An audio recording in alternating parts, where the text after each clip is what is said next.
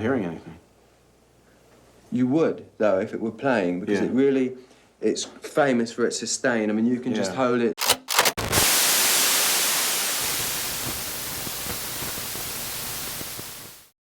He's dropping F-bombs over here. I'm gonna start dropping F-bombs. Listen to this. Fart you, fart here. That's not how F-bombs are dropped, you idiot. Oh, come on, Shake. Oh, the fart it is, farter. Fart all y'all. Y'all go fart yourself. Well, I mean, so you'd have to... You can go and have a bite. No, you still be hearing that one. Yep, I got me an SG. Now here's the thing. It's not a real one. Even the real one isn't really a real one if you think about it. Considering that the very first ones were called a Les Paul because it was intended to replace the Les Paul, something that was cheaper, and they thought it would satisfy some people's issues with the other ones that is lighter, other various things. But he hated it so much. He's like, no, take my fucking name off of that. And I think he actually was able to also, if they were on a contract or something, I think he was able to get a settlement from them and walk away. And they got to use his name permanently as long as it was on an actual Les Paul, or even whatever they determined at that point was one. But I've never had my own, which is kind of strange. You'd think I would at least have one of these. Not my, like I said, I've not had one that was my own. You gotta remember, I used to, I owned a guitar shop. I mean, a little, boutique store, that we mostly just did used in or, vintage collectible. And we had a lot of them come through. Like, for some reason, we got a lot of those walnut colored 70s ones. They had like the Gibson, the etched Gibson, was written on the, I used to love those too. The ones with those, where Gibson, the logo was etched into the top of the humbucker cover. I'd get those things for like anywhere from $300 to maybe $400, and I would just put, I put $6.99 on it. Take $6 if they offer it. It'd make a quick $250, $300, all fucking day long. And now they're very popular, very pricey. I mean, I always thought that SGs were just kind of like one of those things where I say, oh, they're cool, or whatever. It's like I hated them because you couldn't do this, which is take your hand off of the fucking guitar and just let it. It's like, this one will balance itself because it's got a little. A few moments later. This is an example where you never know what you're going to get. So this had a Vibrola on it, and I had to basically just I had to kind of forcefully remove it. It did not want to come off. And they say, well, you could just knock it off sideways. It's like, no. It's like, well, you could heat it up and then tap it, the side, part of it. No. I just finally gave up, and I got out my angle grinder, and I just angle grinded the motherfucker off. I didn't give a shit. So there it is. It's just the tailpiece. This is basically like the modification that Derek Trucks made to his a 63, 64, 65 SG or whatever. The first 2 years had a different style. It had that sideways one that the arm folds up onto the side. It's a different looking, slightly different looking. It looks kind of Art Deco-y looking. This one, it's just kind of like this chrome. It's plain. There's nothing on it. But I installed that stop tail bar. So it didn't have a stop tail bar, so I converted it to a stop tail bar. See, I like the look of the tailpiece. I like the look of the Vibrola. I just don't like the tuning and stability that it has. It just seems like no matter what you do, anything that has a working vibrato on it is going to have tuning stability issues, unless it's like a Strat, like maybe a two-post, that's but it's like sunk down flat to the body, and so we'll say Floyd Rose's work really well. I guess they out of all of them they work the best, but they still aren't perfect. I took the pickups out of it. They were these things.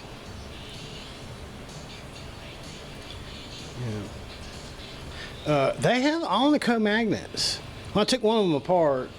I'm not sure what the parts are. Oh, I'll put it in the parts bin. But they're Alnico magnets, but the neck pickup was pretty nice sounding, actually. But then the bridge pickup was very kind of thin sounding, and somebody on some other one said they're probably underwound. They're not. The magnets are just almost completely fucking gone, especially in the bridge, where the bridge magnet was like almost completely gone, like it had like no charge left in it. It's what do you call that? The gauze was very low. These are a set of Guitar Part Zone pickups that I've had sitting around. I haven't used in a while, and what they are is they're a clone of Pearly Gates. Billy Gibbs Pearly Gates, and then I ordered these covers separate. These are, nickel silver. They're not brass, so they don't really affect your tone very much. They don't really block. They don't have that aggressive top end cutoff. It's Alnico 2. Actually, I just ordered new Alnico bars because I had put Alnico 3s and 4s in this. And this one has a 4. The 4 was in the bridge, and I moved it up here to this one. It had a 3. And I thought the 3 was a little. It just didn't sound very good. But then I put the 4 up here. It actually sounds pretty good, even for.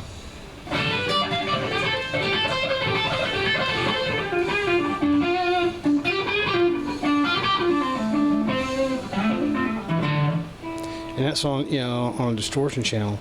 So it's basically like a Seymour Duncan Pearly Gates. Clones, but with an Alnico 4 swap out on this one, and they're brushed raw nickel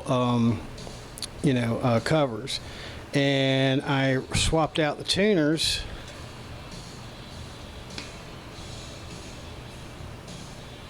for what was those? Adare. I bought another set of those. And yes, if you notice, I have sanded the back of the neck because it was fucking huge. I couldn't even play it really. It was so big. It was just ridiculously huge. And the neck is maple, by the way. It was weird because in the ad, I thought the guitar would be, some Asian mahogany species. Because in the ad on Amazon, it said it was basswood or basswood, and then it said that the body was basswood. It said the neck was basswood. I go, okay, you can't make a neck out of basswood. That will not work. It'll if you get it up to tension, to be in tune, the neck will just snap. And so I assumed that they were just making an assumption based on its price point. Because here's the thing, right now they're like you get it on sale 25% off for like a little over $200. But I bought this just a week and a half ago for $125. It was like 170 something, and it had 20% off or whatever, marked down 120. It was like $138 out the door. And I figured that what happened was they mislabeled. They didn't know what it was. They just kind of guessed, They figured, but for the price point, it's probably basswood. Just put out basswood. It's not basswood either. The neck is maple, not mahogany. The body is Paulownia. Paulownia.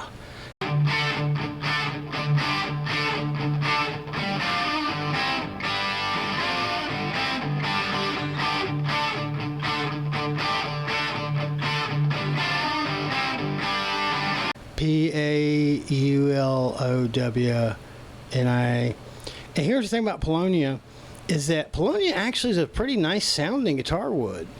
The only problem is that it's basically got the structural integrity of balsa wood. If you build it right, I guess it won't be that big of a difference. Once I realized it was Paulownia, I was like, shit.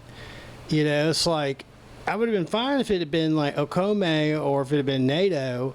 I was expecting it to just maybe it be a misprint, but if it was basswood, it's like, oh well, the high will be a little, strangled off. So this is especially bright and snappy for something that's supposed to be an SG, because the SG has mahogany body. Even if it's, a cheap import, it's still supposed to have, one of Asian, substitutes. which even if they put down mahogany, but I see it's a $250 guitar, I know that I'm getting NATO or I'm getting, Okame. And here's the thing, I'm fine with that. This guitar right here is that. I actually kind of like the Okame because it actually is a little bit punchier and it's a slightly brighter than, traditional mahogany. Or like sapele or whatever, or like African mahogany is a lot warmer. That still got good warmth, but it's a little better balanced, I think. Bologna is kind of like tonally is like between alder and ash. So it's like that's why I thought it was rather strange, choice as a substitute because IVY usually uses IYV usually uses. An Asian species, substitute of mahogany for pretty much everything they make. If it's based on a guitar that was originally a mahogany body guitar, then they'd use one thing. They say it's Jatombe, Jatombe or what? So it's kind of like, and that's the same neck wood that they use on LTD's EC256.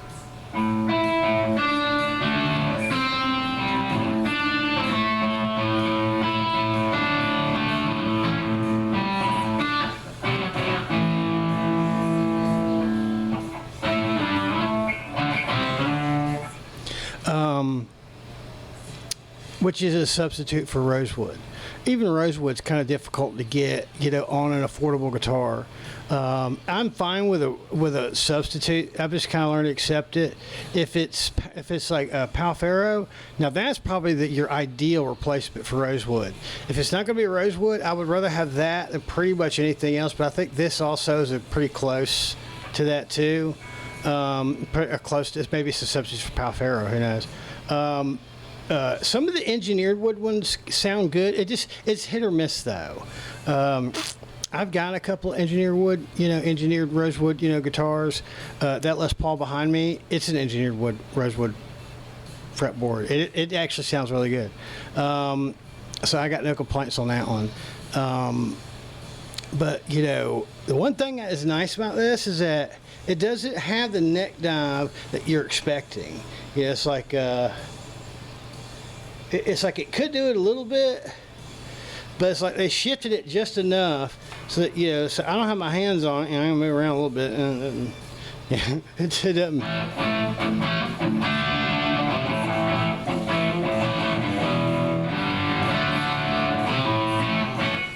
But one of the things that the SG, the people say, one of the big things that I guess draw some people to the SG is the fact that it's a it's a much thinner, much lighter substitute for a Les Paul, using the same basic pickups, the same basic, scale lengths. I mean, same basic fretboard. Just put onto a thinner body and a thinner neck. As minus the maple actually kind of adds some brightness and some pop, some snappiness to a Les Paul. Typically all mahogany ones are a little bit warmer and more less punchy sounding, but these, because of the fact that they are a thinner body and they are a thinner neck, that's another thing. The neck was huge on this. It's like it didn't even resemble an SG in that aspect. Is that that was kind of the thing was a lot of people liked about SGs that a lot of the Les Pauls had these giant fucking necks on them. This has a neck like a fucking like a 55 or 56 Les Paul, even though it's an SG. But that's just I guess is how it's gonna be. And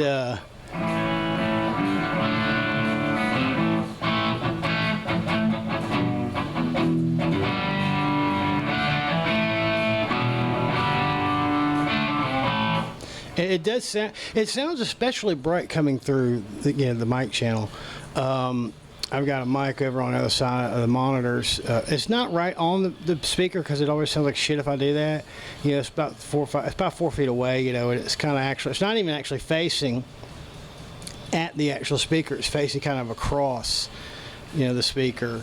It's a fairly bright, fairly sensitive, condenser mic. It's like a Marantz or something. Yeah, that's what it is. Condenser mic. So, you know, I got to get a little creative with it. You know, so it was sounding, you know, a little better overall. But you know, I've never owned my own SG. I've owned some professionally. I just went over to my 7-band EQ and just took, like, you know, the highest, you know, the you know, all the way to the right, and just turned it all the way down. And then the one next to it, I brought it about halfway down. I think so.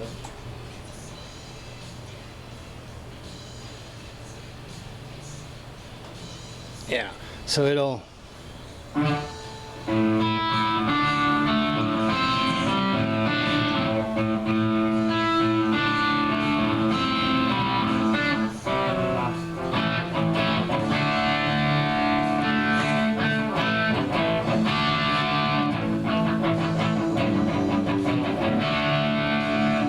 So let's see how.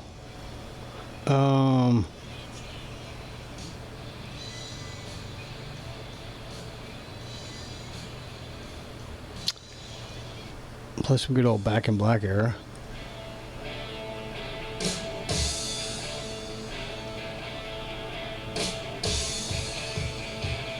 What is that?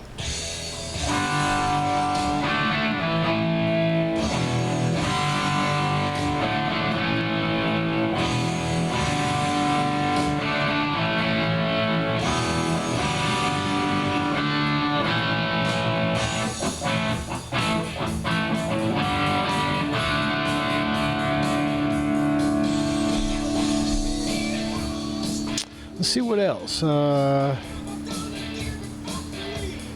sometimes I think I remember how to play one, and I realize, oh fuck, I need to look it up again.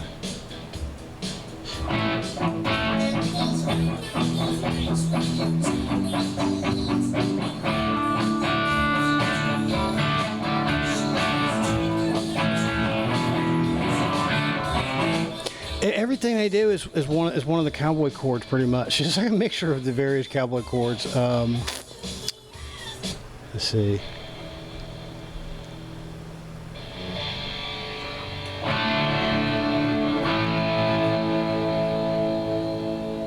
Boom, boom, boom, ba-da, ba-doom, boom.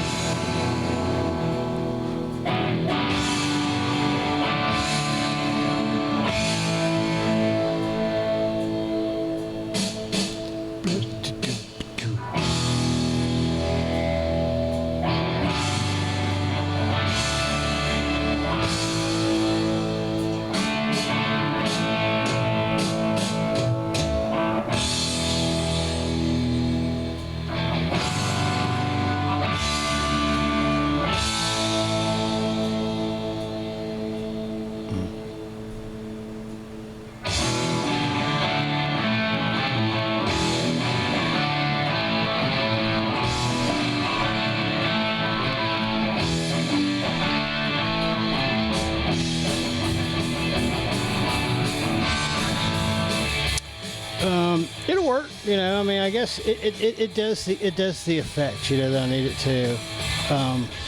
Because that's the thing is, if it wasn't for AC/DC, I would have never learned how to play guitar. Because they are the greatest, most badass fucking cheaters there ever was. I'm not kidding.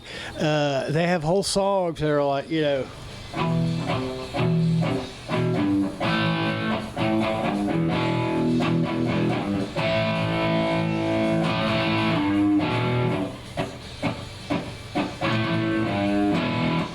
It's just that little.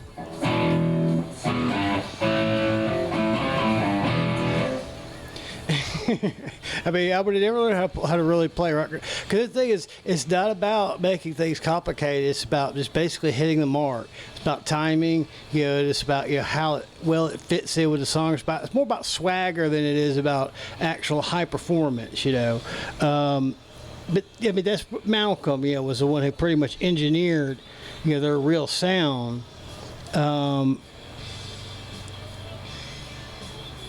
And Angus, of course, kind of copies him, in the cheater and bar chords, cowboy chords. But then he'll kind of wander off and then do his own solo while Malcolm still holds down the rhythm. Let's see. Oh, yeah.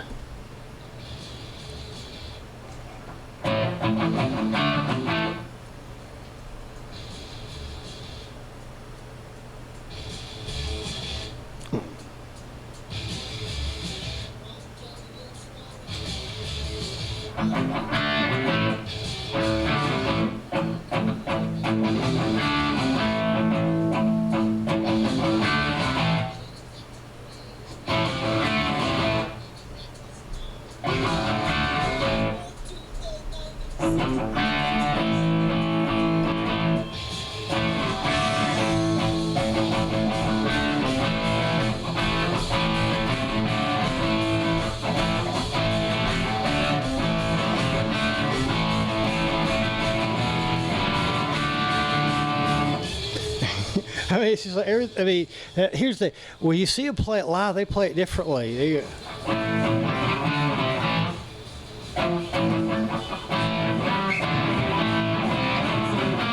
But it's kind of hard. It's kind of hard to keep that. It's like if you practice it, you'll get it. I guess you'll get it perfect after a while. But it's just that little C reach over. That's like one of their signature things to do. That's why I'm surprised I didn't just do that. Let's see.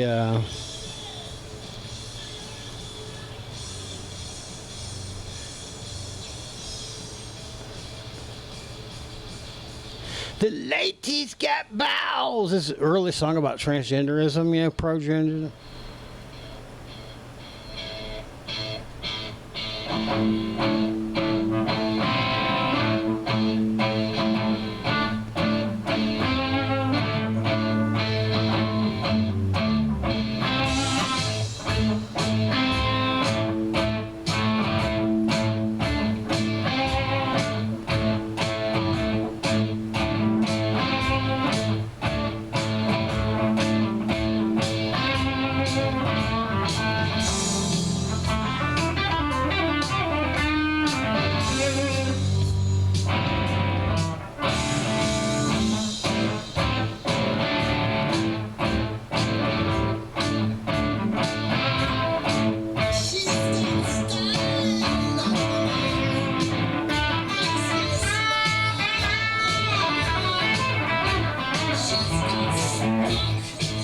So hopefully, I think that things have kind of loosened up with them and their materials. I think I'm not sure, but I think it has somewhat.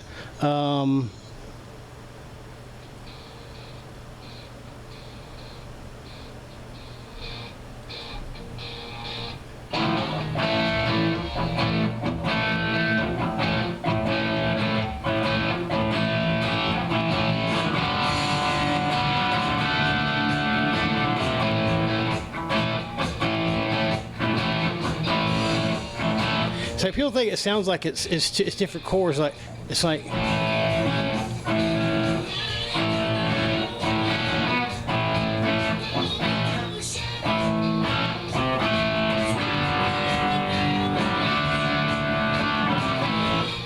But yeah, if it went for Malcolm Young and his genius of simplicity, I probably would have never really been able to, because it's just so difficult to get your feet into it, get your foot in the door of playing, that a lot of people just kind of give up.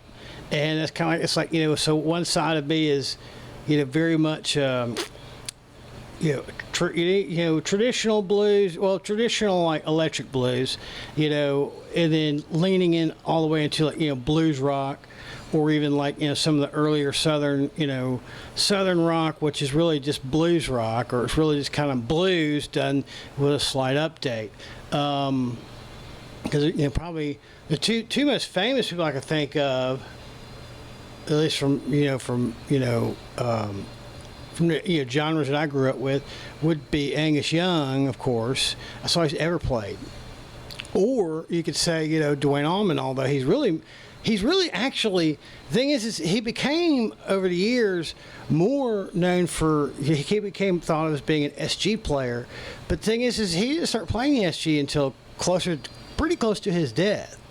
I mean, yeah, there's pictures of him, playing it, but as they got rolled closer and closer to finally hitting stardom, there's more pictures of him, because they were becoming more popular, and then the Fillmore East, record was what really, finally broke them into the mainstream, and they became legends just for that alone. People to this day will say that the greatest ever live rock album is Statesboro, Live at the Fillmore East, the one that opens with with a Statesboro Blues, and that's not even, half the songs ain't even theirs. Like that's a song they borrowed from Taj Mahal, and Taj Mahal borrowed that from Blind Willie McTell, from the 1930s. It's just like, and there's a couple other ones they borrowed from what's his name? The guy that dusted my broom. Well, actually, he borrowed that from Robert Johnson. What am I thinking? I can't think of his name right now. Never mind. It'll come back to me later. So, okay, let me make some adjustments, and we'll go take a different approach. 'Cause there's a man down there, might be old man, I don't know.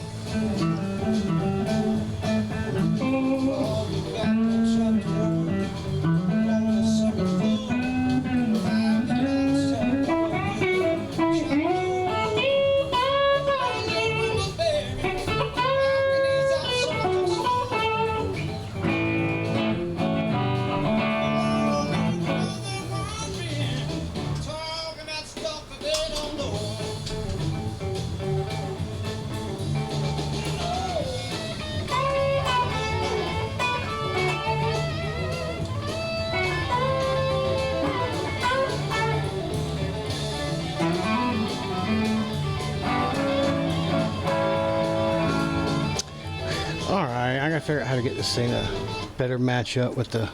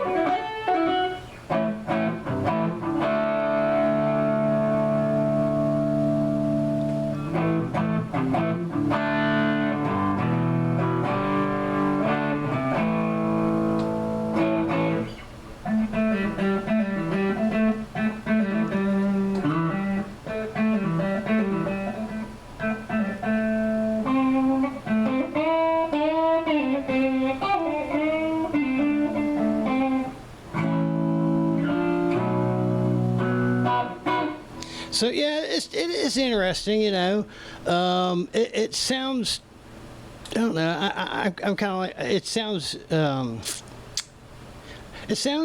little unusual to me right now, so it's kind of like, will I?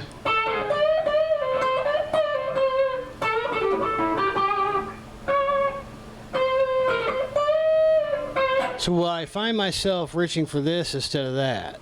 For stuff that's more like, more bluesy, kind of, more like, not necessarily like a hard rock, kind of sound, but more of a, like a bluesy rock kind of sound. So I don't know, I think I did pretty good, because most of these things I've already had.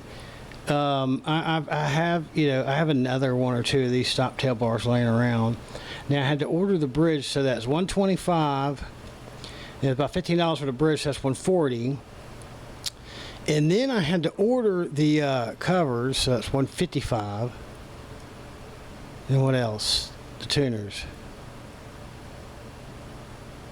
So about $180. It's probably about what it's cost me so far. I'm not going to. I mean, the pickups would be be roughly about $50, $40 to $50, depending on. I mean, I probably paid about 40 for them, or maybe a little less, but they might be closer to 50 now. So if you're thinking about getting one and think, oh, well, I gotta get it, it's like so. Add that on as well, and a lot of times you can find a stop tail bar, a pretty decent one, that comes with a, like a tune-o-matic bridge, like an ABR one like this, for $20 or less. So that might add another $5, So, you could probably figure that, depending on how good you are at finding parts or sourcing them, or how to get them affordably, it'd be less than $250. Probably closer to $225. If you can get it for $125, which you cannot, because they're even with a 20% off discount, they're like still a little over $200, I think. So I don't know. It's weird how they do the pricing on them, how it just fluctuates that much in 1 week. I just happened to find it, when it was cheap, and IYVs, some of their stuff I see looks really impressive for the price. And some people say that some of the stuff they have is great, and some of the stuff they have is garbage.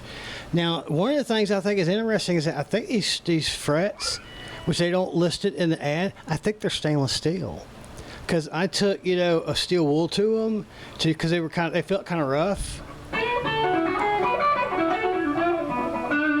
It's like I could feel it on some, like.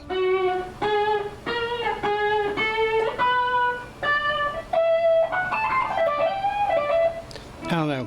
Somewhere I could feel, some roughness in it, and it's probably easier. If I took all this shit off and focused on, I could probably, see where, I could still like. It's from the factory, like tool markings, are still on a little bit. And I took steel wool. I even took one of those little things where you lay it over the fret, and it's got that slit in it. I tried to use one of those, and even that. It just felt like, why does it feel? It's like I'm wiping it over the fret, but it's like it's not doing anything. It's like this. It's not like this steel wool I was using was like, oh, this is one that I just kind of ripped a piece off of another one that hadn't been used yet, and I was like trying to get it wouldn't do anything. And then I picked it back. It didn't feel like it was doing. It didn't feel like it was taking anything off of it, and it didn't feel like usually you feel a little bit of resistance, especially if you put pressure down on it to, But it didn't look like. It looked like maybe it just kind of cleaned it. It looked like there's a little bit of corrosion on it, just from the fact that it came all the way from Asia. It probably sat around for a year before it finally got sold. So, I wanted to clean that off, and then, but I realized it's like I don't think it really did anything. And I'm thinking later on, I was like, this frets kind of sound kind of.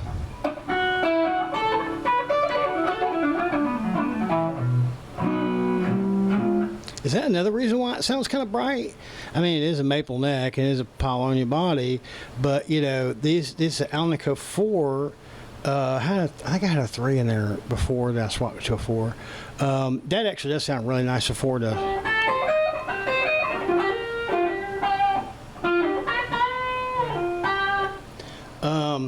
Hey, I suggested that, and I think it was right this time. But yeah, I think that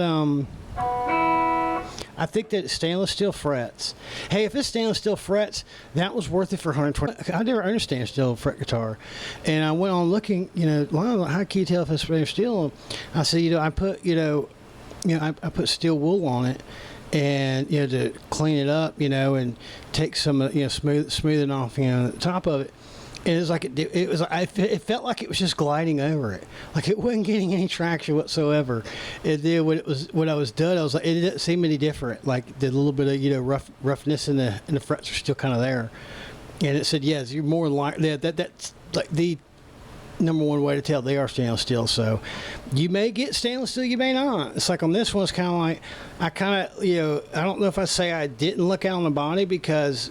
Like I said, Paulownia is a nice sounding tone wood. It actually really is. I've owned a couple of Strats and I've owned a couple of Tellys that had that, and actually were really good sounding. I mean, if you look at it too hard, it'll dent though. It really will. And yes, screw holes will strip out easily. I mean, there's an easy fix for that. But I even took the pick guard off because I like the way they look without the pick guards. Like that Derek Trucks does, So this is essentially a slightly offset, inspired by, Derek Trucks's, I think it's a 63 or 64, maybe 65. But I think actually his is a reissue. The original one that he used that had the Vibrola on it was I think it was a reissue one. Which they now I think they make a signature one that's like this, except for his stop tail bar is like in the middle, if I'm not mistaken. But you see, I wasn't sure, how high the bridge would have to go. It's kind of like now it's over with. I kind of wish I would have pushed it a little bit further forward, but I left myself enough room that if this doesn't work out, I might could shift it one whole space, and then if need be, I could top wrap it. Because see, I actually bought this. This is off of the. These are what they used on the double neck, the ES-1275, like Jimmy Page played, and the song remains the same. Well, instead of it having a stop tail, it's got these, which is kind of a stop tail, but it's just in a different kind of form. And you just mount it right to the body. See, I was going to put this there instead of the stop tail piece, but the problem is that when we thought about it, it was like, well, those screws will have to hold the tension of the strings, the tail end tension of it, into a Polonia body. I don't think that's going to work. If it was, I bought that expecting it to be I was expecting it not even be basswood. I was expecting it to be a mislabel and it be some Asian mahogany. Some people may say, well, this is Asian mahogany. No, that's actually they may say this is like Manchurian ash or some shit. It's like, because Polonia to some people is actually not considered bad, but there's some people have, the stigma about it, And it's like, it's not like it's sycamore or agathis or something. That actually was garbage fucking wood that, they used to make a lot of the mid-level Squires, about, 15, 20 years ago. Actually, like 20 years. Yeah, it was like 20, like back in the 2000s, I think. It's like the standard series Squire Strat. It's like the Bullet and the Infinity and the Standard and Deluxe, and then they started making the Classic Vibe, which was basically a replacement for the Deluxe, which actually the Vintage Modified was essentially characteristics of the Deluxe, but with a different neck, because it was the same body and same pickups. But the Standard was the one where it's like, okay, now you got a full thickness body, or a relatively full thickness. It's at least a 43 or something, or a 44, which is like the Infinity and the Bullets are like a 41. And then it's got, like just basically very, very cheap Alnico pickups in it. But then one of the trade-offs is it's made out of agathis or sycamore, and those are terrible sounding guitar woods. They're dead. They just sound dead. Like people who say wood doesn't affect guitar tone are fucking morons who do not understand acoustics. It's it's like that guy out in Texas, Texas Toast Guitars or whatever, claims that, wood doesn't make a difference and he claims finish doesn't make a difference. So I'm like, actually, if you ever worked at car stereo, you would see polyurethane as being like dynamite being applied to a guitar. So don't tell me it doesn't affect tone.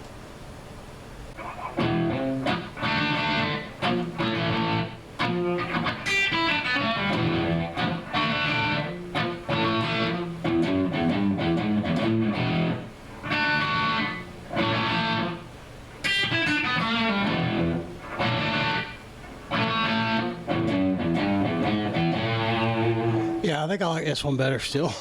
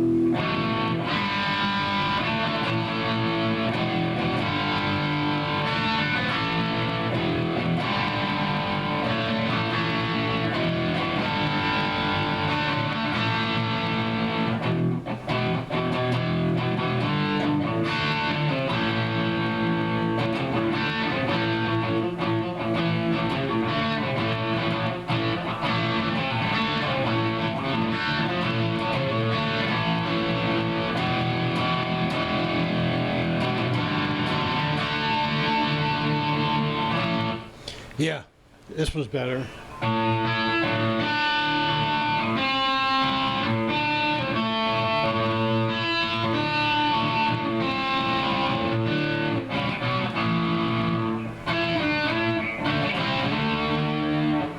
And it's even got dead strings on it.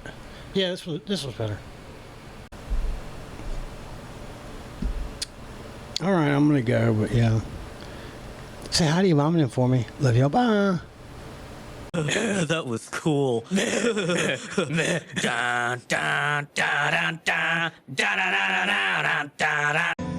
just wanna tell you all, go fuck yourself. Oh, shit.